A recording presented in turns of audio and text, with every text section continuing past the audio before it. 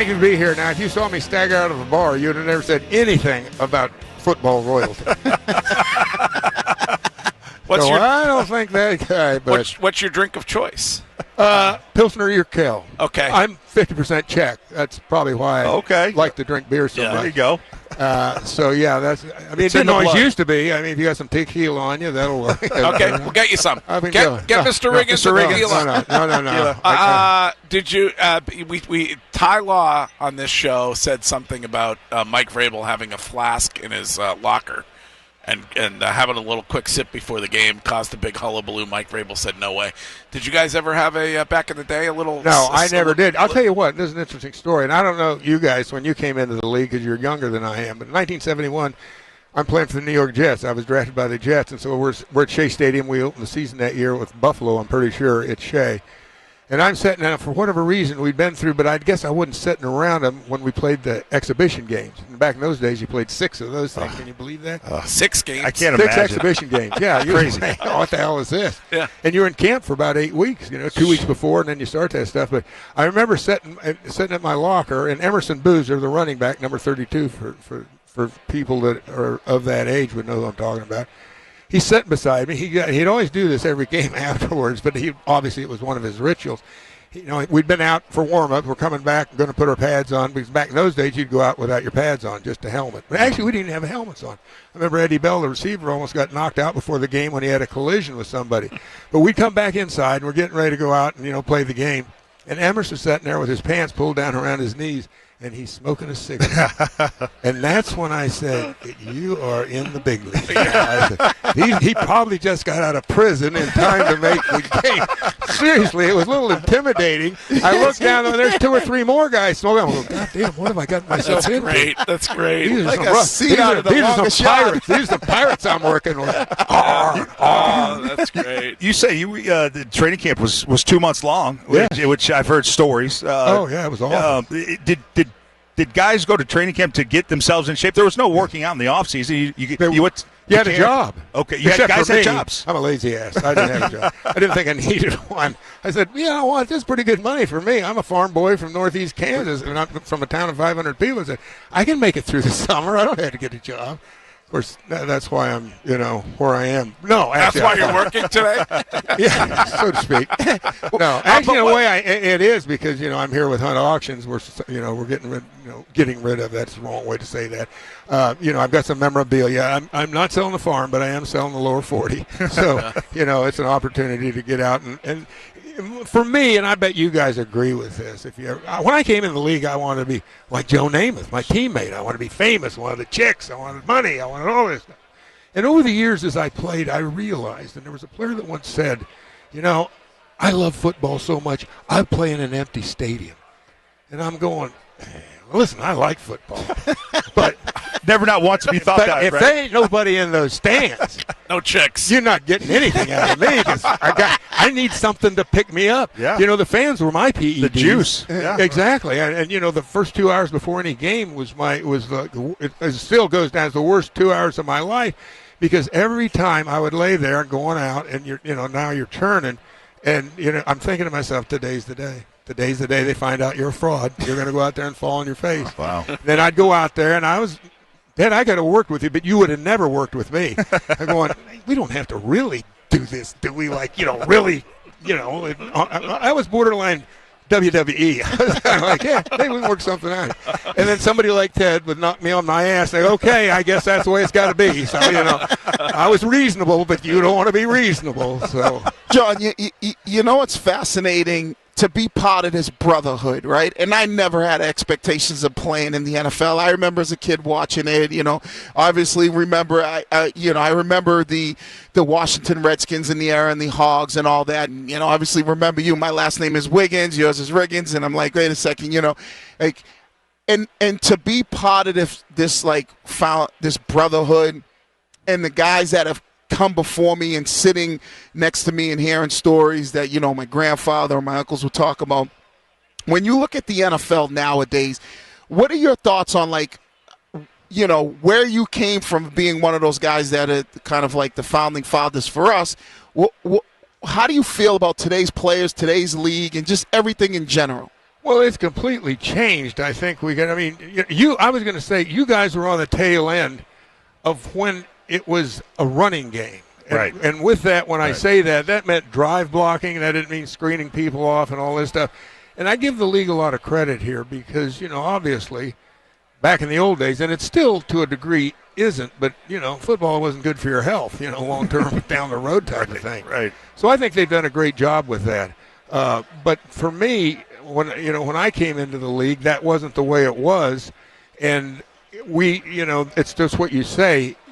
You had such a great bond with your teammates, and you were there for a purpose, was to do your job and not let people down. And there's something noble about that, I think. And I'm not saying that it's not that way today.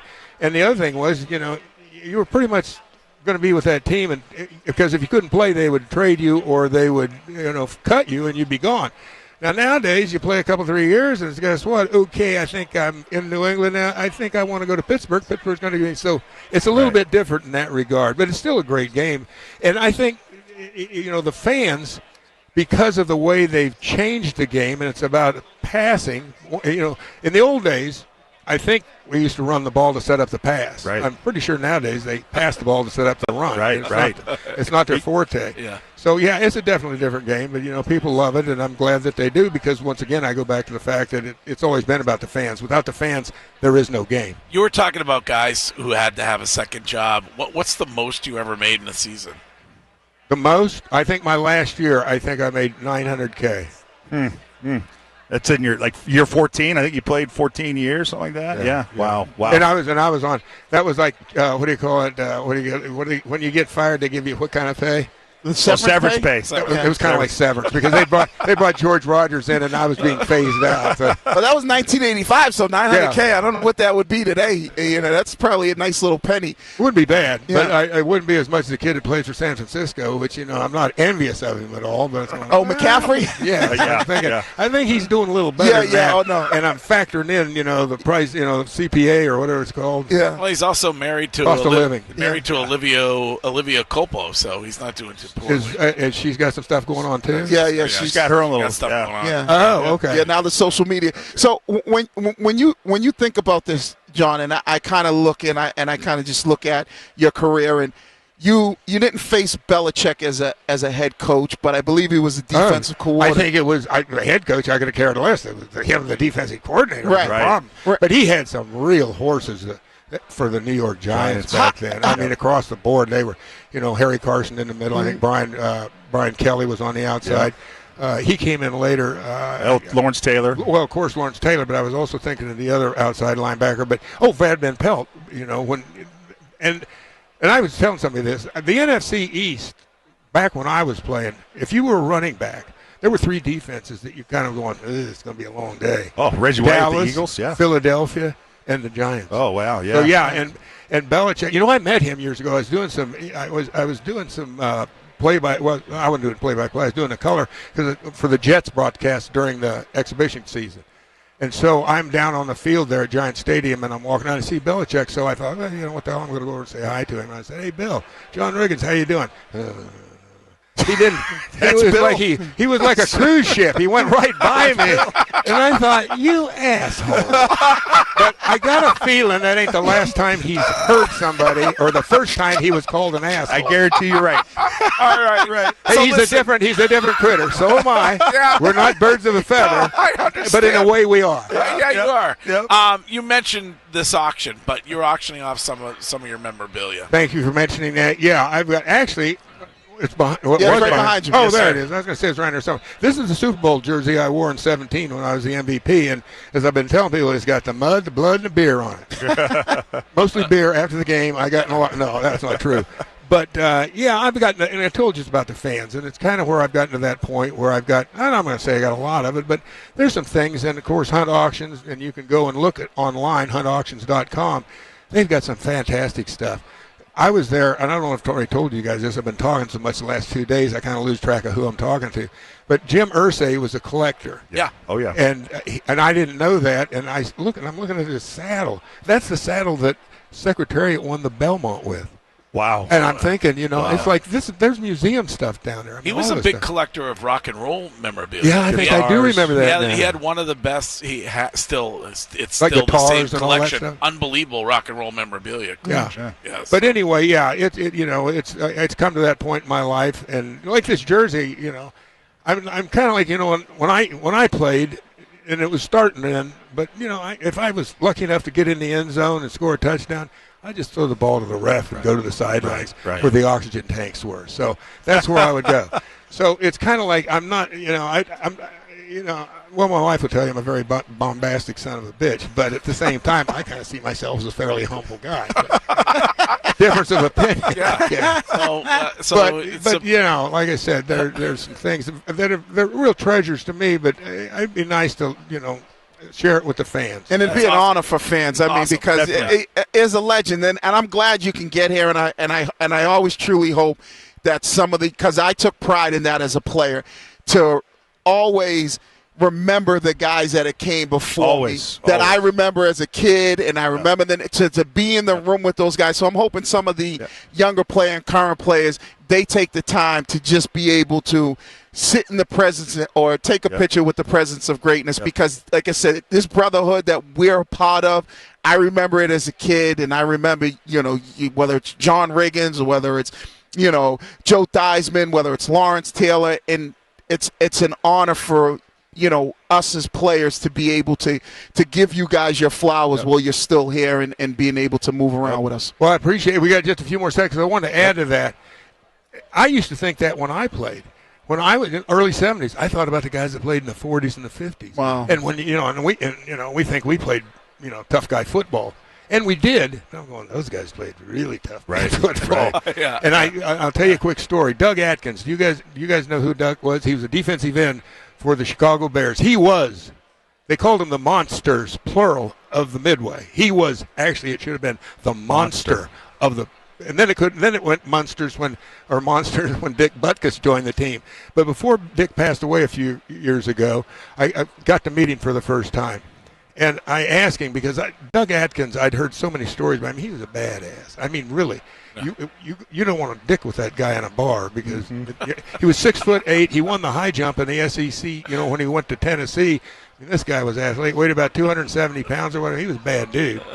And I remember hearing the stories about how tough he was, and I actually met him years ago, and I always looked at him as like, yeah, that's the guy that you want to stay away from. I mean, he was, and I was going to say, so I asked Dick Butkus. I saw him and I said, because I was always fascinated with Atkins, and I said, hey, Dick, what was Atkins, what was Doug like? And he looked at me without, just complete dead man. He says, the closest you're ever going to get to Superman. And I said, all those stories were true. Yeah. Oh, yeah, he was a tough customer. He was a mountain boy from Tennessee. With you're talking about a lot of old stuff, so I'll just ask you with all respect, do you talk about the Sandra Day O'Connor? Sure. So Sure, these guys might. Do you know the story? No, I don't know this one. Sandra Day O'Connor was a Supreme Court justice. That's right. This happened when I was a little kid, but a huge story. Did you remember hearing about it when you were a little kid? When I was a little kid, I heard about it. It was a huge story. I didn't know if you learned it years later. So she was a Supreme Court justice, and you guys I'll pick it up from there. Okay. I was invited. People Magazine, they have this White House Correspondents' Dinner in D.C. where all the bigwigs, I don't know if the Vice President, George H. Bush, was speaking that night. And so I'm sitting at the People's Magazine's table, and before, I didn't know this the whole time I've been invited. And, by that time I was John Riggins, in the D.C. area. And so I'm sitting with a Supreme Court justice. Now, I will tell you, I've been in front of plenty of judges. This is not a big deal to me, but this one had all the scrambled eggs on the top of the bill. You know what I'm talking about? It's like, whoa. Yeah. I am way out of my league, farm boy from Kansas. So on the way down there, I drank about 3 or 4 or 5 beers. I don't know how many, but I get there, I go right to the bar, and I say, give me a double scotch. They gave it to me, I drank it. I said, and then they're calling for dinner. I said, give me one more. So I drank another. I head to the table.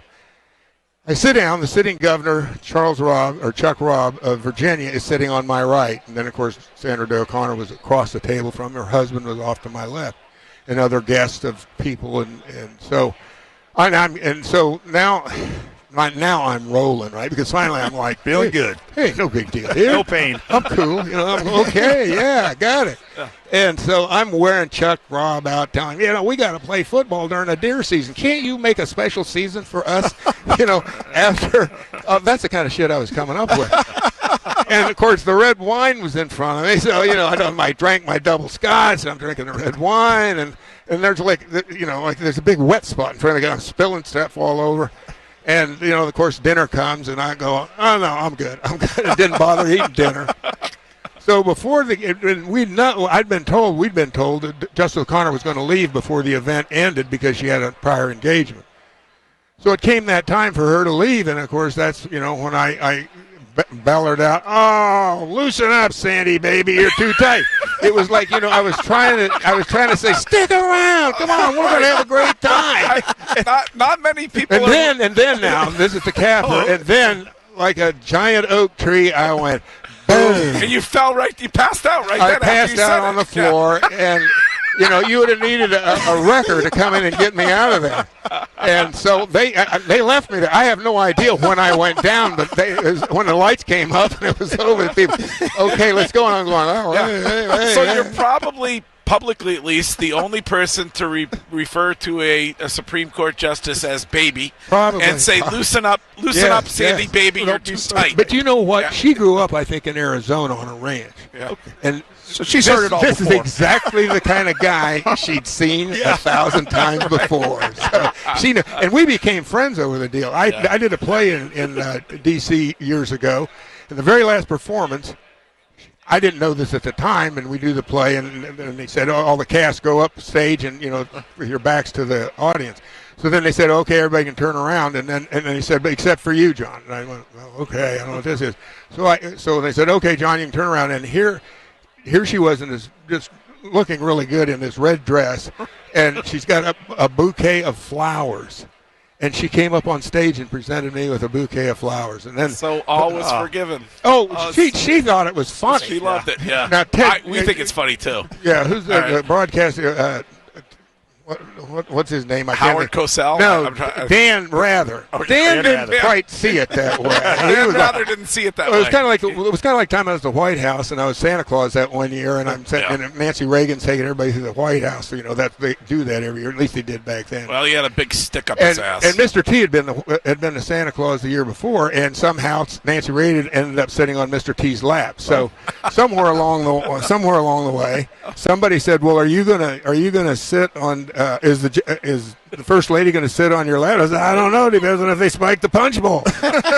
And Sam Donaldson, he looks at me and goes, how now, sir? Hey, you knew what I was when you brought me in here. That's on you, not me. That's right. You're John Riggins. That's right. Yes, all right. exactly. Hey, it's awesome. Thank you. It's a pleasure and an honor to meet you. All mine, guys. Thanks for having me.